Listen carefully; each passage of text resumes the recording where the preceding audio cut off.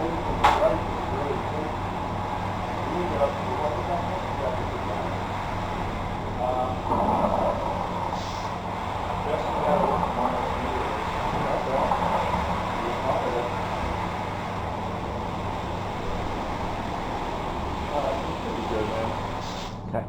Then we'll let me see how much water we need.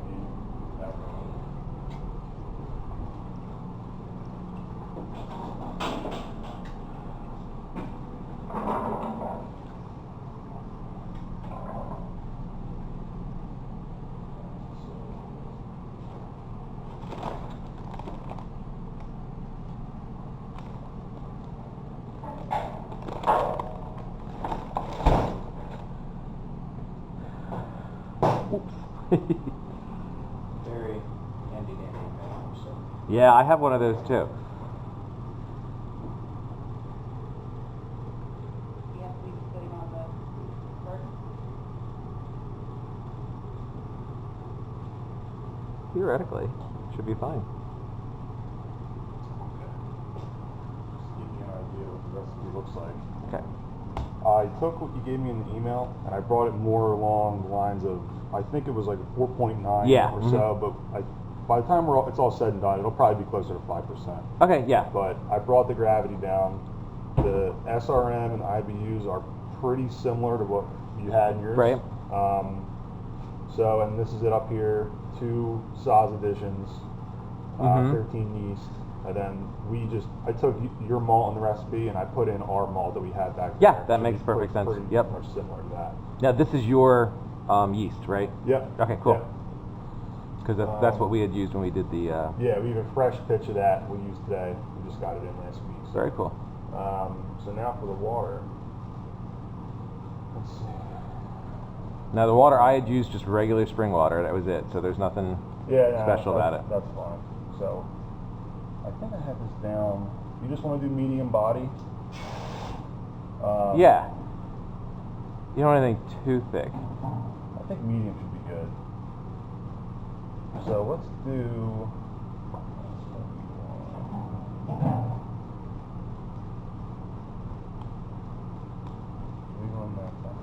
This is a brand new version of beer set. So Oh, okay. I haven't even used it yet.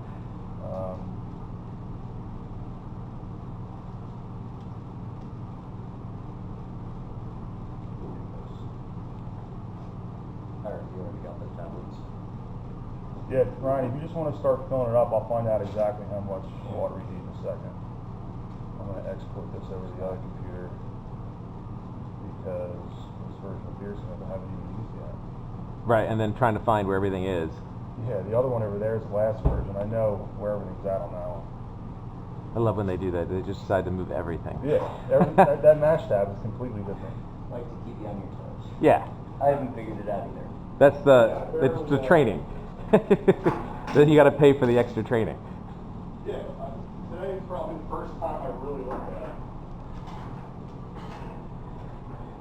You guys fill it from the bottom? We do. So that's a different water line than that. Is that a different water line than that, or it's all the same water?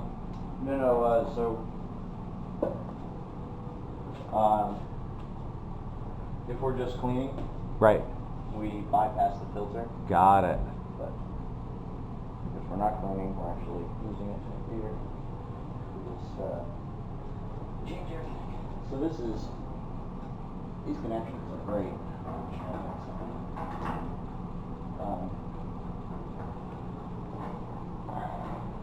Basically using silicone. And then it's on perfectly in any of these situations. Quick connects. Yeah, awesome. Yeah, it's a lot easier.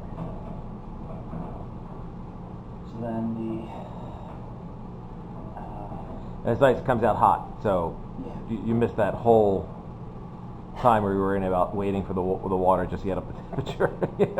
Yeah, no, that's So it's about 54 gallons. 54? Yep. Okay.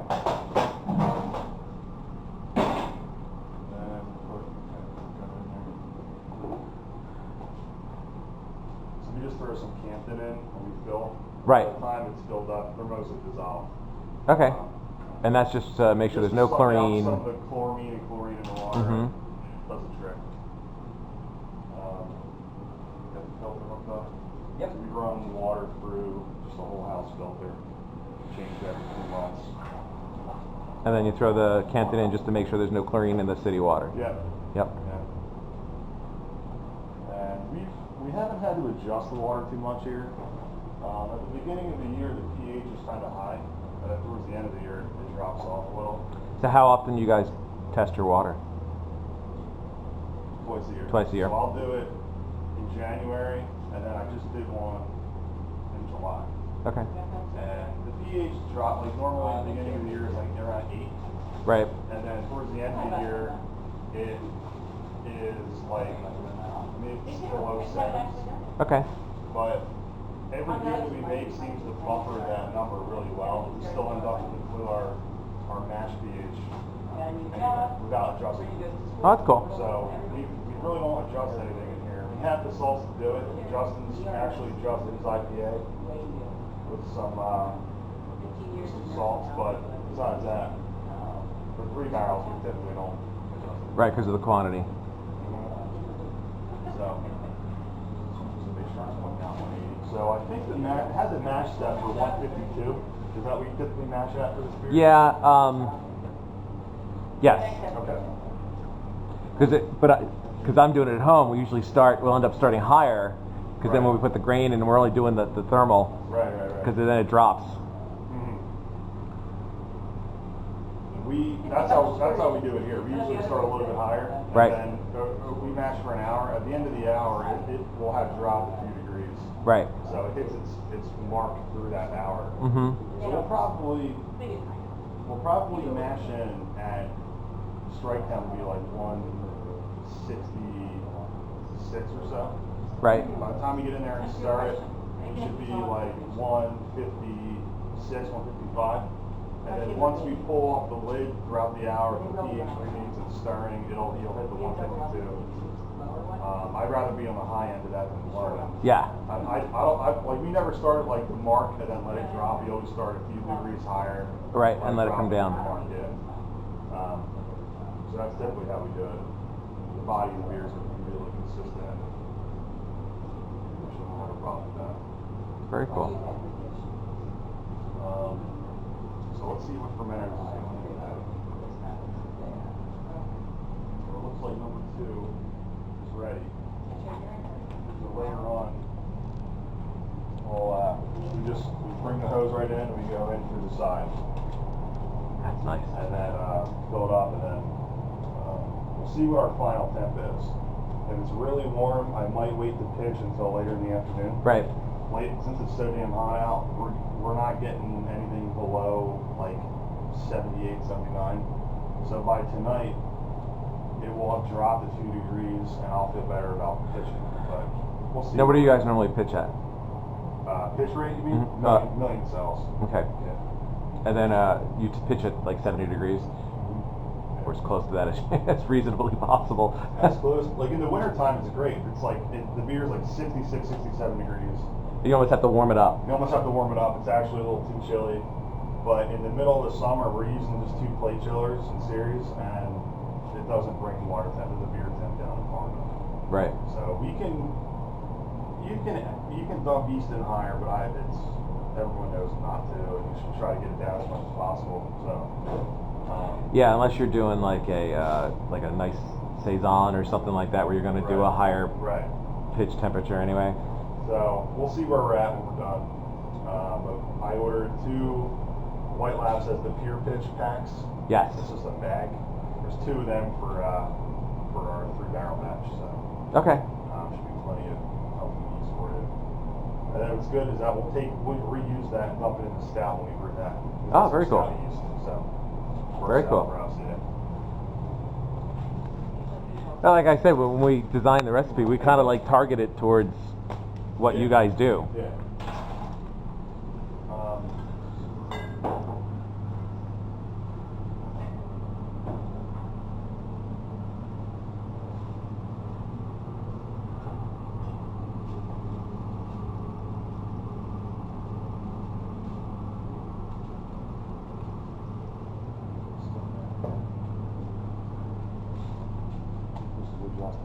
this thing, so you probably work some race holes in here.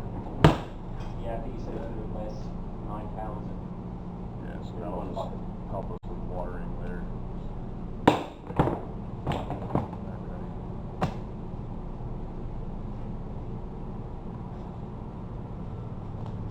Is this recording right now? Yeah. It's like blocking it. It's a 360-degree camera. Oh, really? So it's filming all the way around the entire room. Awesome. And it'll film for 9 hours. Samsung. And then our student of ours, his parents work for Samsung. So you can't even buy that yet. Really? Yeah. That's not even It's available. actually dumping right on the drive? Right? No, it actually is dumping into an SD card. Oh, So okay. it's a 128 gig SD card. It'll film for like 9 hours. But the battery won't last 9 hours. So I have my external battery. You just record it and let it go. And then throw it in the software, then upload it to YouTube for the 360 video effect. Well, that's a pretty sexy looking little thing, too. Yeah, it's really unobtrusive.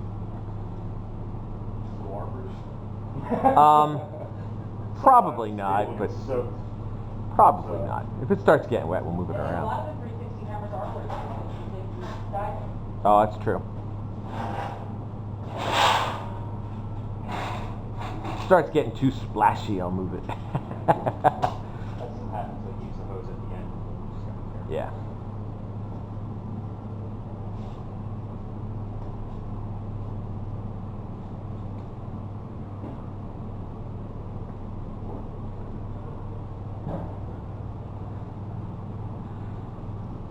So you'll go right from this into there, Yeah. and then from there into the fermenter. yeah.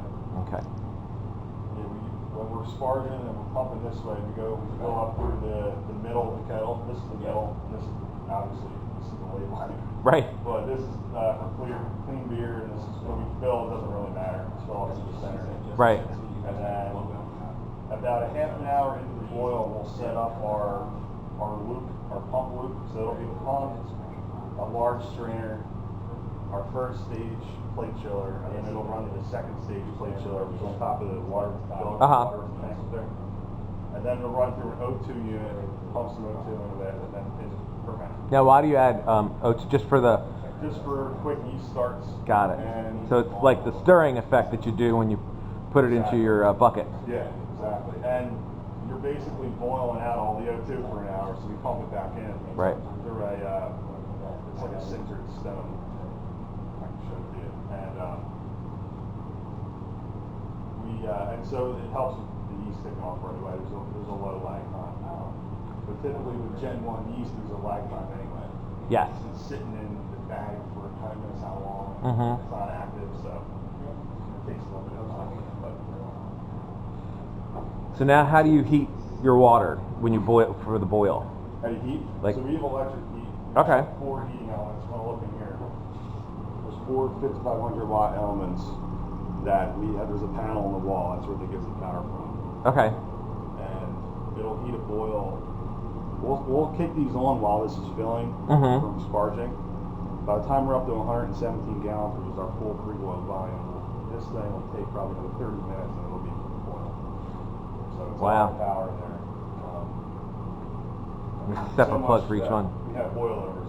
We don't have the anti-foam. It'll boil over the kettle, down, and then all over Like place. right through the lock. Just come right up and just. Now, do you boil with this open, right? Okay. Yeah. But then we sit this right in the boil, hooks onto the tank, and we throw the hops right there. Oh, that's convenient. And then that way, when you pull it out, you get all the gook. Yeah. And that's a little for a tea break. Yeah. Right. Okay. Yeah, that's handy. When we first ordered that, this thing was as tall as a kettle. Wow. So it's almost as if it wasn't made for a 3-barrel system. And Right. It's huge, so we had it cut in half. And it couldn't fit because it was sit on top of the elements. Yeah. Oh, right. Yeah. So they designed it for like just an empty pot. Yeah. And they basically, what they tell us, people get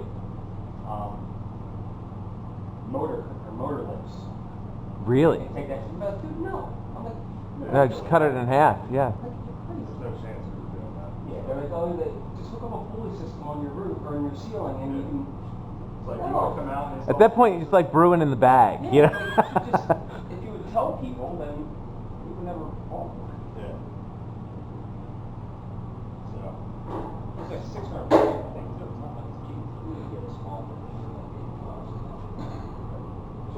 with at home, Tom? What's your system at home? So I have, well, yeah, I have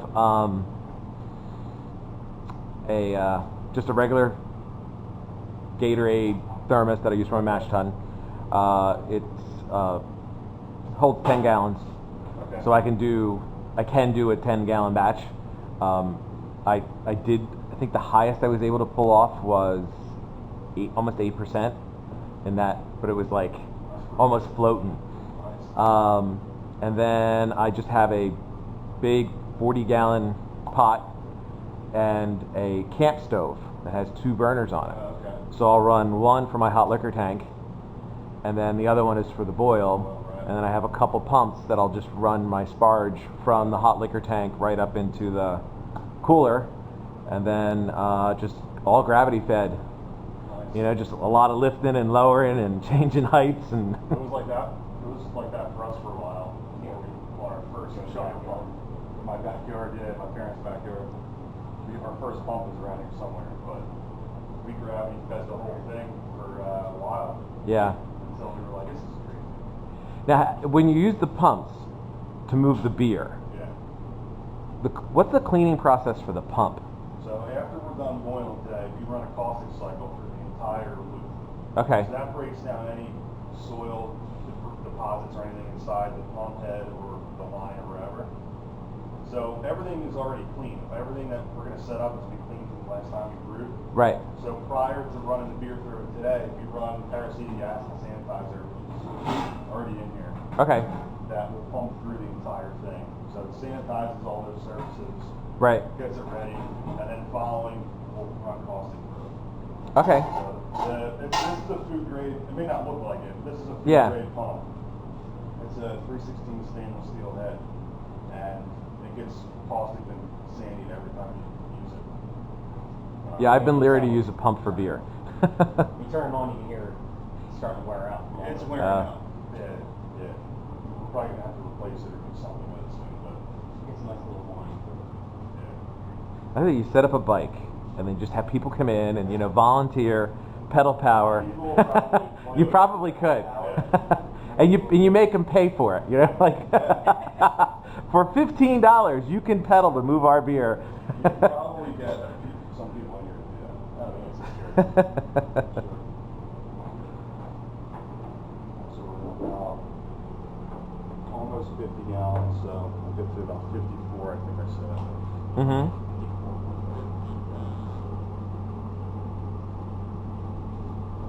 I had coffee for my aunt.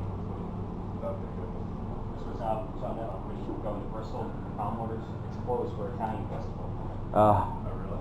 Yeah, that's what took me so long. Had to go to park somewhere and walk. They're starting up, I guess, 5K run in the middle of Mill Street.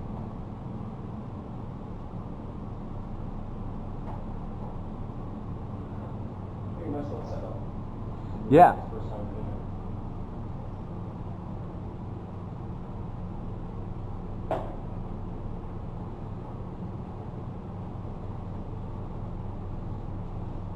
So what do you think, hon? We could just set this up in the laundry room, right? Maybe a nice exhaust. Maybe a bar, what do you want? Nice exhaust fan. I Yeah. think Keep the taking 200 over amps that you'd be pulling off your breaker would be the issue. Yeah, I got 200 amp service. We just have to shut everything off in the house. It will blow. We can't run this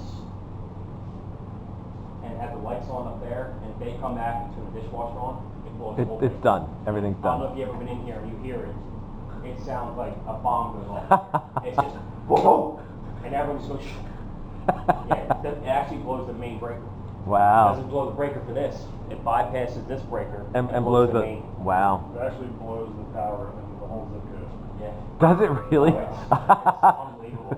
That wouldn't make anybody All the happy. Bristol goes down when we boil beer. That would not make anybody happy. Yeah, We got an E163. So I was just thinking, stir it up a little bit. So we're pretty much there.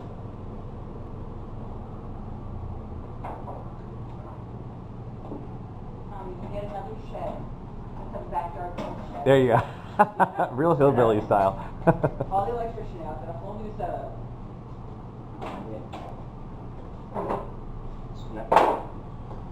We're gonna have to stir it a little bit. We're hot. Hot? Yeah. That's the problem with this. Mm-hmm. You gotta dial it in. So Joe said we're around 170. Wanna do the Shooting honors? for 163. Right. Yeah, So sure. we're gonna have to stir, just release some heat for a little bit. Yep. A little higher.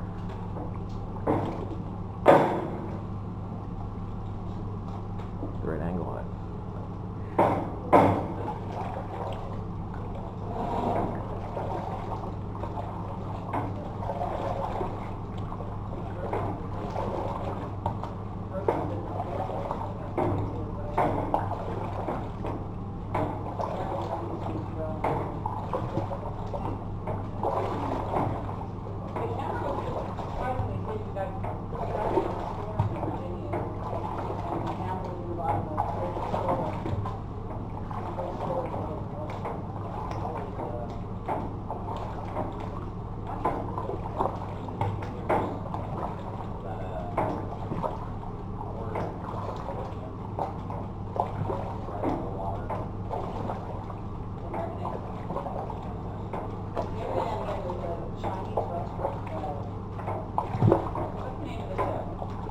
Which show?